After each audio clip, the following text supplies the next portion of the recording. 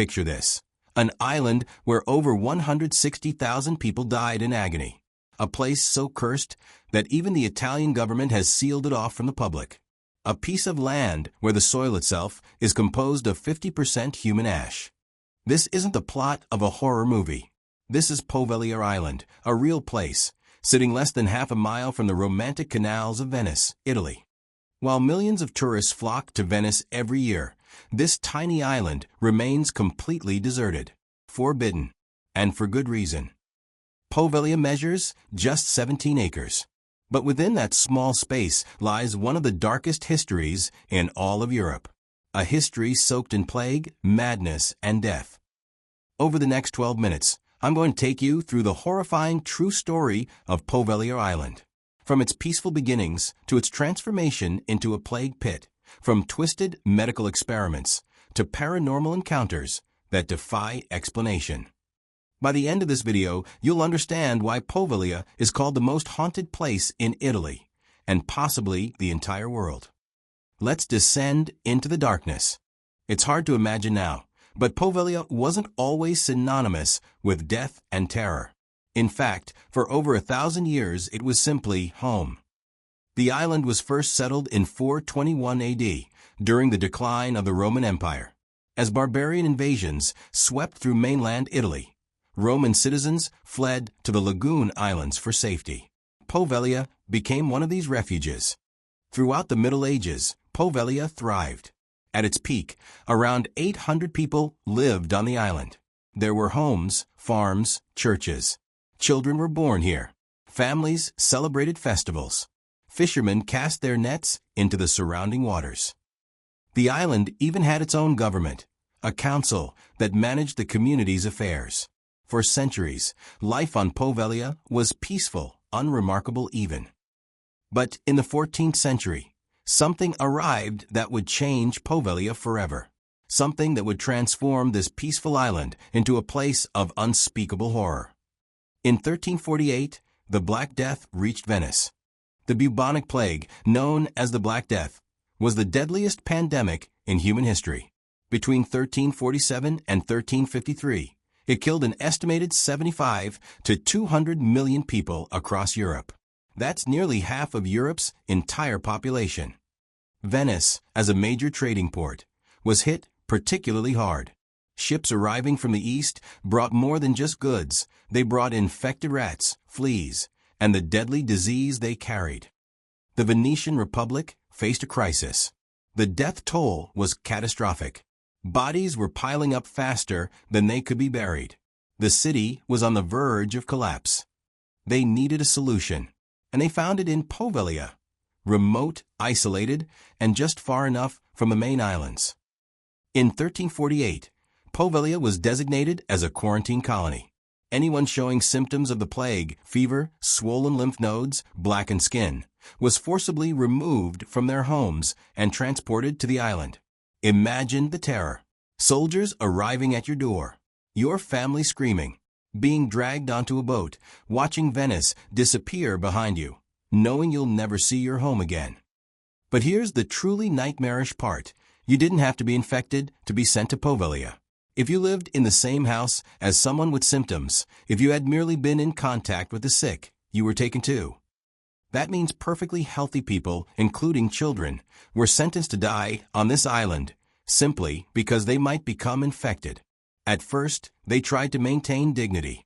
Bodies were buried in mass graves with some semblance of ceremony. But as the death toll climbed, things became desperate. They couldn't bury the dead fast enough. The ground was already saturated with corpses. So they turned to mass cremation. Enormous burning pits were constructed.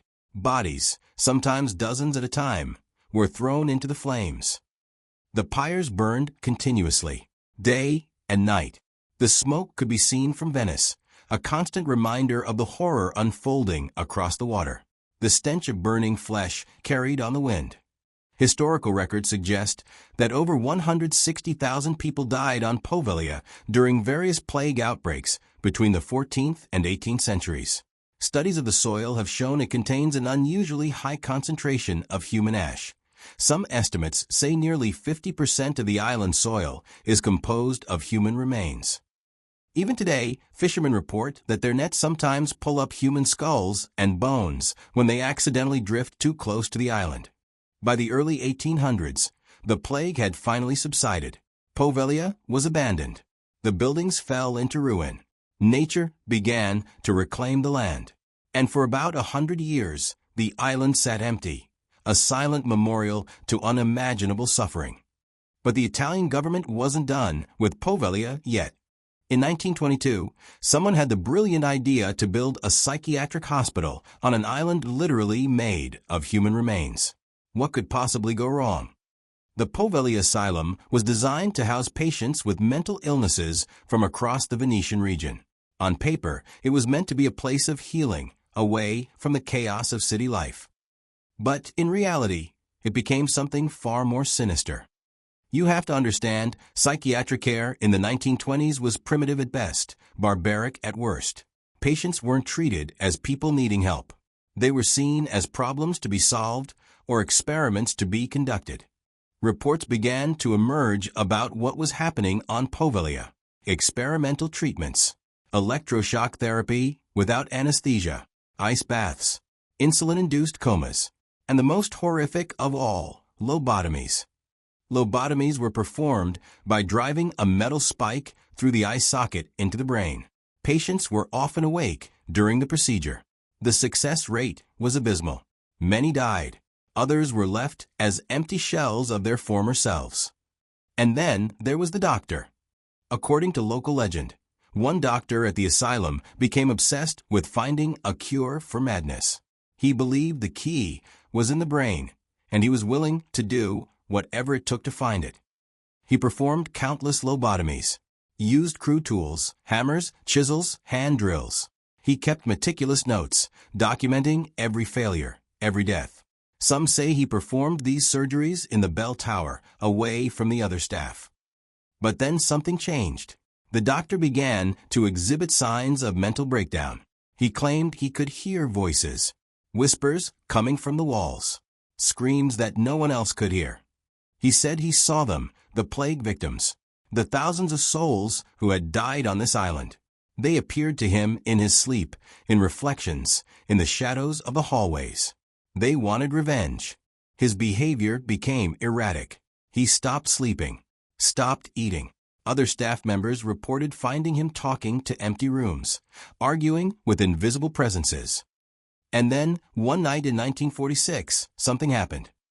According to the story, the doctor climbed to the top of a bell tower. Some say he was trying to escape the voices.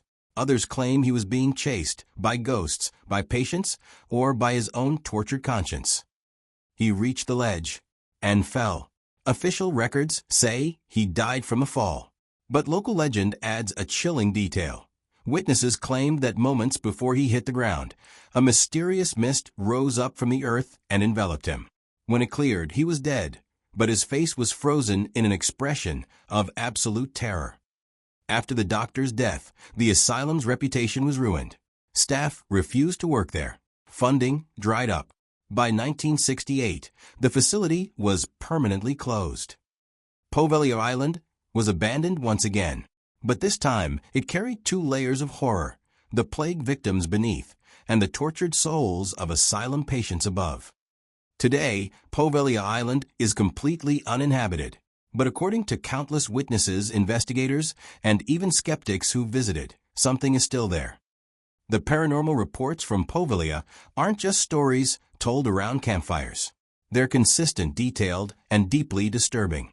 Visitors report hearing voices, sometimes in Italian, sometimes in languages they can't identify. Whispers that seem to come from everywhere and nowhere at once. Children crying, women screaming, men moaning in agony.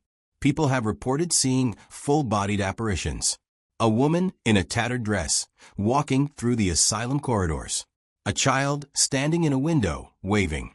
A figure in a white coat, watching from the bell tower. And then there's the bell. Remember, the bell was removed from the tower decades ago. Yet dozens of people have reported hearing it ring. Sometimes at midnight, sometimes during the day. Clear as day. impossible but undeniable. Electronic equipment behaves strangely on Poveglia. Cameras malfunction. Batteries drain instantly. Compasses spin wildly. EMF detectors go haywire without explanation. But the most common experience isn't something you see or hear. It's something you feel. Nearly everyone who visits Poveglia reports an overwhelming sense of dread, a feeling of being watched, followed. Some describe it as a weight pressing down on their chest, making it hard to breathe. Others experience sudden, intense headaches, nausea, disorientation. Some have panic attacks, so severe they have to leave immediately. Local fishermen have a saying, "The island remembers." They refuse to anchor near Poveglia, even in storms. They claim that fish won't bite in the waters around the island, as if even the wildlife knows to stay away. And there are darker stories. Nets that come up filled with human bones. Fishermen who've seen figures standing on the shore at night. Boats that experience engine failures the moment they get too close. In 2009, the Travel Channel's Ghost Adventures crew visited Poveglia. It's one of their most watched episodes. The host, Zach Bagans, claimed to have been possessed during filming and later called it the most terrifying experience of his career. Other teams have tried. Many don't make it through a full night. Equipment fails. People get sick. And some just can't handle the atmosphere. One investigator reported feeling invisible hands pushing him. Another claimed to see her grandmother, who had been dead for 10 years, standing in one of the asylum rooms. A photographer captured images of strange mists and orbs that he couldn't explain. Skeptics argue it's all psychological, the power of suggestion amplified by knowing the island's history. And maybe they're right, but that doesn't explain everything. So, if Poveglia is just 17 acres of prime real estate minutes from Venice, one of the world's most popular tourist destinations, why hasn't anyone developed it? The answer is simple. The Italian government won't allow it. Access to Poveglia Island is strictly forbidden. You need special government permission even to approach the shores. And that permission is almost never granted. The official reason is safety. The buildings are structurally unsound. The ground itself is unstable. But locals believe there's more to it. In 2014, the Italian government attempted to lease Poveglia through a 99-year lease auction. The starting bid was €513,000, relatively cheap for an entire island. An Italian businessman named Luigi Brugnero won the auction with a bid of €513,000. He announced plans to develop the island into a luxury international university and resort complex. But the project never materialized. Despite winning the bid, Brugnero never took possession of the island. The Italian government eventually canceled the lease. No official explanation was ever given. Some say it was public pressure, locals and activists who didn't want the island's history commercialized. Others whisper that Brugnero himself backed out after visiting the island and experiencing something. There have been other proposals over the years. A hotel, a museum, even a theme park. All have failed. It's as if the island itself rejects any attempt at rehabilitation. Today, Poveglia continues to decay. Trees grow through the asylum's roof. Walls crumble into piles of brick. The bell tower leans at an increasingly dangerous angle. The only inhabitants now are birds, rats, and the ghosts of 160,000 souls. Poveglia Island stands as a monument to humanity's darkest moments, a place where desperation, cruelty, and suffering have been layered over centuries. It's a place where the boundary between history and horror has blurred beyond recognition, where documented facts are just as terrifying as any ghost story. Whether you believe in the paranormal or not, there's something undeniably wrong about Poveglia. You can see it in the way even the most hardened skeptics become uneasy. You can feel it in the stories that have persisted for generations. Maybe the island is haunted by spirits, the restless dead seeking peace they never found. Or maybe it's haunted by something more powerful, memory itself, the weight of so much pain and death absorbed into the very earth. The truth is, we may never know what really happens on Poveglia Island. Because the Italian government has made sure that very few people will ever have the chance to find out. And perhaps that's for the best. So let me ask you one final question. If someone offered you €1,000 to spend just one night alone on Poveglia Island, would you take it? Let me know in the comments below.